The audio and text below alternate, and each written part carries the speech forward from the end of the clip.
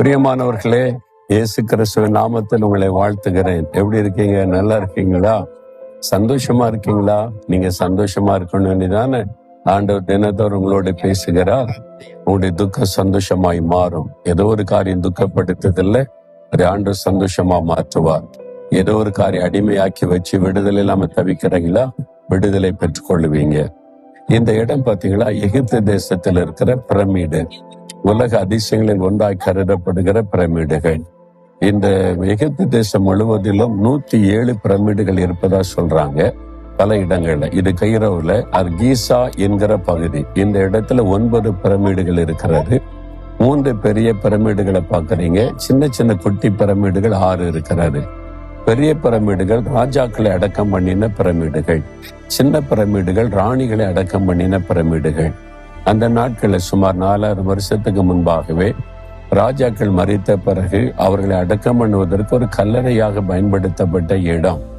அவங்களுடைய நம்பிக்கை அப்படியே உயரமா கூம்பா வச்சு அவருடைய ஆத்மா அப்படியே கடவுள்கிட்ட போகிறது என்பது அவருடைய நம்பிக்கையா இருந்திருக்கிறாரு. அவருடைய சரீரத்தை பாடம் பண்ணி மம்மி என்று அழைக்கப்படுதல சவப்பெட்டி, அவருடைய சரீரத்துக்குள்ள இருந்து எல்லாத்தையும் எடுத்துட்டு அவங்கள பாடம் பண்ணி அந்த மம்மி என்கிற மனுஷ உருவம் கொண்ட அந்த காஃபினுக்குள்ள வச்சு அடக்கம் பண்ணிட்டா ஆயிரக்கணக்கான வருஷங்கள் அந்த சரீரம் கெட்டு போகாமல் இருக்கிறாரு.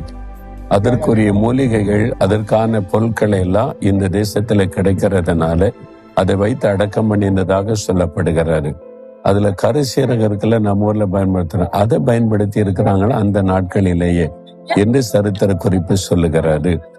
இவங்களை ஆயிரக்கணக்கான வருஷத்துக்கு அப்புறம் இந்த பிரமிடில இருந்து உள்ள கண்டுபிடிச்சு அந்த மம்மிஸை திறந்து பார்த்த போது சரீரங்கள் அழுகாதபடிக்கு அப்படியே சுருங்கி போய் அப்படியே இருக்கிறாரு.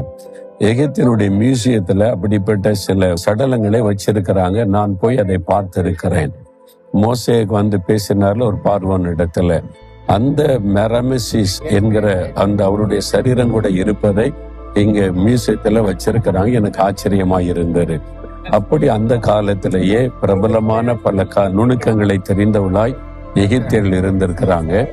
இந்த பிரமிடுல 2 மில்லியன் கற்கள், ஒவ்வொன்று 8 டன் உள்ள வெயிட் உள்ள கல்லெல்லாம் இருக்கிறது. எல்லாம் டன் கணக்கான வெயிட் உள்ளது. 8 டன் வெயிட் உள்ள கற்கள் கூட இருக்கிறது. அவ்வளவு உயரமா வைத்து அதை கட்டி இருக்கிறாங்க.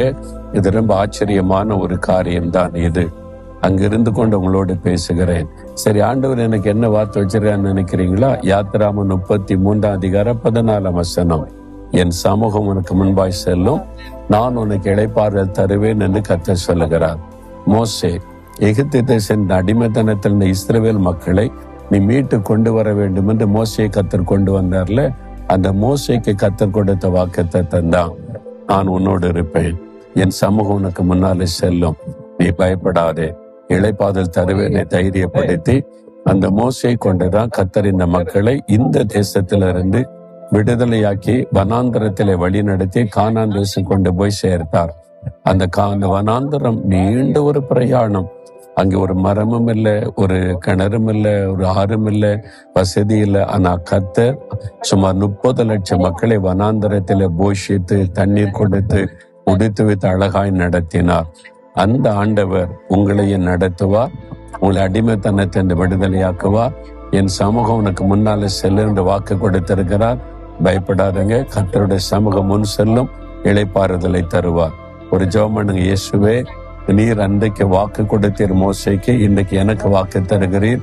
உடைய சமூகம் எனக்கு முன்பாய் செல்லுகிறதற்காய் ஸ்தோத்திரம், இளைப்பாறுதல் தருகிறதற்காய் ஸ்தோத்திரம், ஸ்தோத்திரம். இயேசுவின் நாமத்தில் ஆமேன், ஆமேன்.